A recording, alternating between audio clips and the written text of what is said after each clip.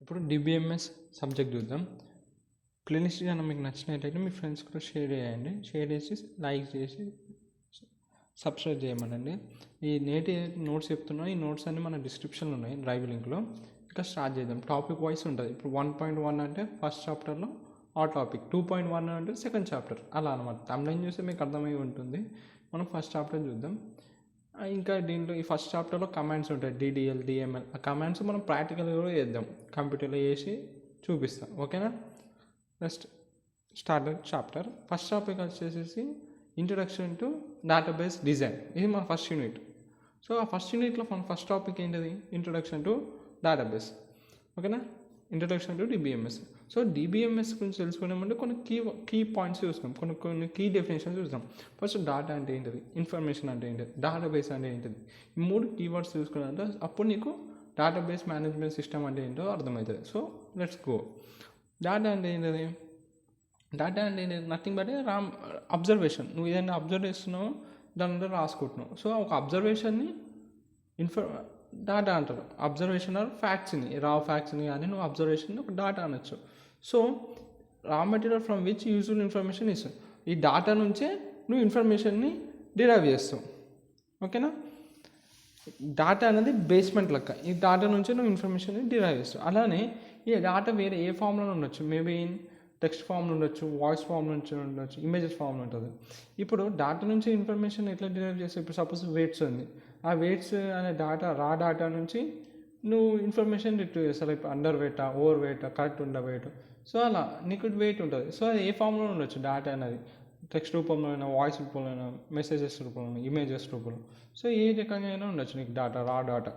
So it is collection of facts and figures which can be process to proceed అని. మన data ఎందుకు కావాలి అసలు?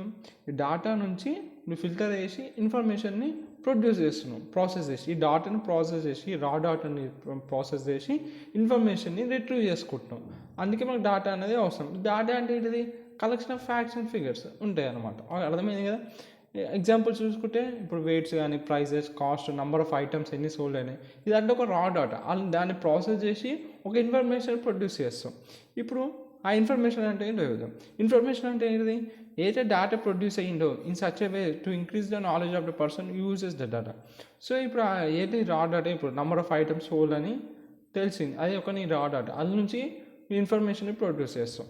దానివల్ల అరే ఇంత సెల్ అయినాయి గూడ్స్, సో నేను ఇంకా ఎన్ని కూడా నెక్స్ట్ టైం ఎంత ఉంది నా రెవెన్యూ అనేసి క్యాలిక్యులేట్ చేస్తాను. అలా నాలెడ్జ్ అనేది ఇంక్రీజ్ అవుతుంది పర్సన్ బేస్డ్ ఆన్ ఇన్ఫర్మేషన్. ఆ ఇన్ఫర్మేషన్ ఇక్కడ నుంచి వచ్చింది, డేటా నుంచి వచ్చింది, అలా ఉంటుంది అన్నమాట. ఈ రెండు కనెక్షన్ అది.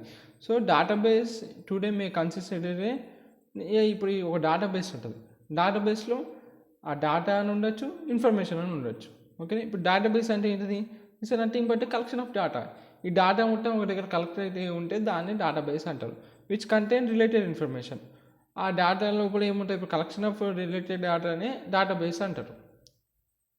కలెక్షన్ ఆఫ్ డేటా, ఆ డేటా అంటే రిలేటెడ్ డేటానే ఉండాలి దాని లోపల. Collection of related data is known as database అంటే సింపుల్. మీకు ఐడియా ఉండొచ్చు ఈ డెఫినేషన్ పరంగా. Okay, it is also used to organise the data in the form of table. So ఈ డేటాబేస్ అన్నది ఏం చేస్తుంది? ఇన్ ద ఫార్మ్ ఆఫ్ టేబుల్స్లో ఉండొచ్చు, స్కీమా, వ్యూస్, రిపోర్ట్స్. స్కీమా అంటే వ్యూస్ అంటే మీరు కన్ఫ్యూజ్ కాకని, మనం ముందుకెళ్ళిన ముందుకెళ్తున్న కొద్దీ మన వీడియోస్లో మీకు అర్థమైపోతుంది. జస్ట్ చూడండి, డేటాబేస్ అనేది డేటాని ఆర్గనైజ్ చేస్తుంది ఇన్ ద ఫార్మ్ ఆఫ్ టేబుల్స్లో కానీ, వ్యూస్లో కానీ, స్కీమాలో కానీ, అలా అనమాట. ఎగ్జాంపుల్ చెప్పాలంటే ఇప్పుడు కాలేజ్ డేటాబేస్ ఉంది. అలా ఇప్పుడు వాళ్ళు ఏమేమి ఉంటుంది, ఆ కాలేజ్ డేటాబేస్ ఏం చేస్తుంది?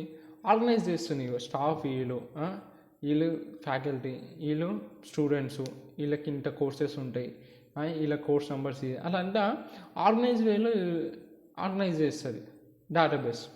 సో ఇప్పుడు కాలేజ్ డేటాబేస్ చూస్తే organise data about the staff కానీ, అడ్మిన్ కానీ, స్టూడెంట్స్ అండ్ ఫ్యాకల్టీ గురించి అట్లా ఒక మంచి విధంగా ఆర్గనైజ్ చేస్తుంది ఒక కాలేజ్ డేటాబేస్. అందుకే మనం డేటాబేస్ వాడతాం. ఇప్పుడు బై యూజింగ్ డేటాబేస్తోని మన ఇన్ఫర్మేషన్ని చాలా ఈజీగా రిట్రీవ్ చేయొచ్చు, ఇన్సర్ట్ చేయొచ్చు, దాంతోపాటు డిలీట్ చేయొచ్చు డేటాబేస్ ద్వారా. అర్థమవుతుంది కదా? మూడింటి ఇంటర్ కనెక్షన్ డేటా ఉంది. డేటా అంటే రా ఫ్యాక్ట్స్ నుంచి దాన్ని ప్రాసెస్ చేసి ఒక ఇన్ఫర్మేషన్ చేసుకుంటాం. ఇప్పుడు ఇన్ఫర్మేషన్ అయిపోయిందా? ఇప్పుడు ఒక డేటాబేస్ ఉంటుంది. డేటాబేస్ అంటే ఇట్ మే బి డేటా అని ఉండొచ్చు, ఇన్ఫర్మేషన్ ఉండొచ్చు. డేటాబేస్ అంటే ఏం లేదు, collection of related data is known as database. Simple గింత ఎక్కడ వరకు నేర్చుకుని మనం అంటే డేటాబేస్ వల్ల మనం వాడితే ఏమొస్తుంది, సింపుల్గా మనం అర్థమైపోతుంది అక్కడ ఏమేమి ఉన్న ఇన్ఫర్మేషన్. దానిలో మనం డేటా మ్యానిపులేషన్ కూడా ఈజీగా చేయొచ్చు, అంటే ఇన్సర్ట్ కానీ డిలీట్ కానీ అలా చూసేవాడికి ఈజీగా అర్థమైపోతుంది. ఒక ఆర్గనైజ్ వేలో డేటాని చూపిస్తుంది, ఆర్గనైజ్ చేసుకుంటుంది, అలా అన్నమాట డేటాబేస్. ఇప్పుడు డేటాబేస్ మేనేజ్మెంట్ సిస్టమ్ అంటే ఏంటిది మరి? ఇంతసేపు మనం డేటాబేస్ గురించి నేర్చుకున్నాం. ఇప్పుడు డేటాబేస్ మేనేజ్మెంట్ సిస్టమ్ అంటే ఏంటి మరి? డిబిఎంఎస్ అంటే ఇది ఒక ఇంటర్ఫేస్ ప్రొవైడ్ చేస్తుంది. ఇప్పుడు వేరియస్ ఆపరేషన్స్ చేయాలి మనం. ఇప్పుడు డేటాబేస్ని క్రియేట్ చేయాలన్నా, ఇప్పుడు ఈ డేటాబేస్ ఉంది, ఓకే, ఇక్కడ వరకు నీకు అర్థమైంది. డేటాబేస్ అంటేనే కలెక్షన్ ఆఫ్ రిలేటెడ్ డేటా, దానివల్ల మనకి డేటాని మ్యానిపులేషన్ ఈజీ అయిపోతుంది, ఈజీగా నీకు అర్థమవుతుంది చూడడానికి కానీ ఏదైనా యాప్ ఆపరేషన్ చేయడానికి. సో ఇప్పుడు ఆ ఆపరేషన్స్ అని చేయాలంటే ఒక ఇంటర్ఫేస్ కావాలి కదా, అదే మన హీరో లోపలికి వస్తాడు. డేటాబేస్ మేనేజ్మెంట్ సిస్టమే ఒక ఇంటర్ఫేస్ అనమాట. దీని ద్వారానే ఆ డేటాబేస్లో నువ్వు ఏమైనా ఆపరేషన్ చేయాలంటే ఈ ఇంటర్ఫేసే వాడాలి. సో ఇది మనకు ఒక ఇంటర్ఫేస్లోకి పనికి వస్తుంది డిబిఎంఎస్ అని. సో డేటాబేస్ మేనేజ్మెంట్ సిస్టమ్ ఏం చేస్తుంది, నీకు ఒక ఇంటర్ఫేస్ ప్రొవైడ్ చేసి అదే డేటాబేస్లో నీకు నచ్చిన ఆపరేషన్ చేసుకోరాబాయి అని ఫెసిలిటీస్ ఇస్తుంది. లైక్ ఇప్పుడు డేటాబేస్ క్రియేట్ చేయడం కానీ, ఏదైనా దాని లోపల నువ్వు డేటాను సార్ట్ చేయాలన్నా, అప్డేట్ చేయాలన్నా, డిలీట్ చేయాలన్నా, అలా ఏం మ్యానిపులేషన్ చేయాలన్నా డేటాబేస్లో ఇది ఒక ఇంటర్ఫేస్లోకి పనికొస్తుంది డేటాబేస్ మేనేజ్మెంట్ సిస్టమ్. అలా దాంతోపాటు ఇది డిబిఎంఎస్. ఇప్పటి నుంచి నేను డిబిఎంఎస్ అంటే డేటాబేస్ మేనేజ్మెంట్ సిస్టమే, గుర్తుపెట్టుకోండి. సో మనకి ఏం ప్రొవైడ్ చేస్తుంది అంటే ఒక సెక్యూరిటీ ప్రొవైడ్ చేస్తుంది, ప్రొటెక్షన్ లోపల ఉన్న డేటాకి ఎవరు బయట వాళ్ళు యాక్సెస్ చేయకుండా. So it is in case of multiple users also maintain data consistency. ఒకవేళ మల్టిపుల్ యూజర్స్ ఒకటేసారి డేటాని యాక్సెస్ చేసినాక ఒక్కొక్కసారి డేటా ఇన్కన్సిస్టెన్సీ అనేది రైజ్ అవుతుంది అనమాట. దాన్ని కూడా హ్యాండిల్ చేస్తుంది. మన ప్రైమరీ గోల్ ఏంటంటే డేటాబేస్ మేనేజ్మెంట్ సిస్టమ్ది డేటాని స్టోర్ చేయాలి, రిట్రీవ్ చేయాలి, వాడికి కన్వీనియంట్ వేలో ఎఫెక్టివ్ మేనర్లో వాడి డేటాని యాక్సెస్ చేయొచ్చు, స్టోర్ చేయొచ్చు, ఏమని చేసుకోవచ్చు ఇన్ఫర్మేషన్ ఒక కన్వీనియంట్గా ఎఫెక్టివ్ మేనర్లో యూజర్కి ఇవ్వాలి. ఇది డిబిఎంఎస్ యొక్క ప్రైమరీ గోల్. ఓకే, ఇప్పుడు ఫంక్షన్స్ ఆఫ్ డిబిఎంఎస్ చూద్దాం. కాంకరెన్సీ అంటే కాంకరెంట్ యాక్సెస్ అంటారు. కాంకరెంట్ యాక్సెస్ అంటే ఒకటే టైంలో ఒకటే డేటాబేస్ని మల్టిపుల్ యూజర్స్ యాక్సెస్ చేయగలుగుతారు. ఆ ఫెసిలిటీ మన డిబిఎంఎస్లో ఉంది. అర్థమైందా? ఒకటే టైంలో ఒకటే డేటాబేస్ని, సింగిల్ డేటాబేస్ని మల్టిపుల్ యూజర్స్, అర్థమవుతున్నా, మల్టిపుల్ యూజర్స్ యాక్సెస్ చేయగలుగుతారు. అది కాంకరెన్సీ, అదొక ఫంక్షన్ ఉంది మన డిబిఎంఎస్లో. దాంతోపాటు సెక్యూరిటీ ఇస్తుంది మనకి డిబిఎంఎస్. సెక్యూరిటీ రూల్స్ ఉంటాయి దాంట్లో. To determine access rights user ఎవరు పడితే, ఇప్పుడు సపోజ్ నువ్వు వాళ్ళ సెక్యూరిటీ రూల్స్ కేవలం అడ్మినే చేయాలనుకుంటే, నేను ఇప్పుడు అడ్మినే నేను రీడ్ చేయాలన్నా రైట్ చేయాలన్నా అడ్మినే చేయాలని నేను రూల్స్ రాసాను డేటాబేస్లో. నేను ఇప్పుడు క్రియేట్ చేసిన అప్లికేషన్లో నేను చూడలేను, రీడ్ అంటే చూడలేము కదా దాన్ని, వాడు చేసిన అప్లికేషన్. ఏదైనా ఆపరేషన్ నేను చేయాలనుకున్న బటన్ని ఇంకొక ఈవెంట్ యాడ్ చేయాలని చేయలేను, ఎందుకంటే ఆ రూల్స్ సెక్యూరిటీ రూల్స్ అంటే స్ట్రిక్ట్గా ఉంటాయి డిబిఎంఎస్లో. అలా యూజర్స్కి నీకు ఎంతవరకు రూల్స్ ఇవ్వాలో, వాడికి పర్మిషన్స్ ఇవ్వాలో, అది యాక్సెస్ అనేది అలా సెక్యూరిటీ రూల్స్ రాసుకోవచ్చు. అందుకే సెక్యూరిటీ ఫంక్షన్ కూడా ఉంది. దాంతోపాటు బ్యాకప్ అండ్ రికవరీ ఉంది. Processes to backup and data regularity and record data if A problem, ఒకవేళ ప్రాబ్లం అక్కడ డేటా క్రాష్ అయిపోయినాక మళ్ళీ రికవరీ చేసుకోవచ్చు. బ్యాకప్ ఫెసిలిటీ ఉంటుంది కాబట్టి డిబిఎంఎస్లో ఎప్పుడప్పటికి బ్యాకప్ చేసుకుంటూ ఉంటుంది. అది ఒక ప్లస్ పాయింట్ మనకి.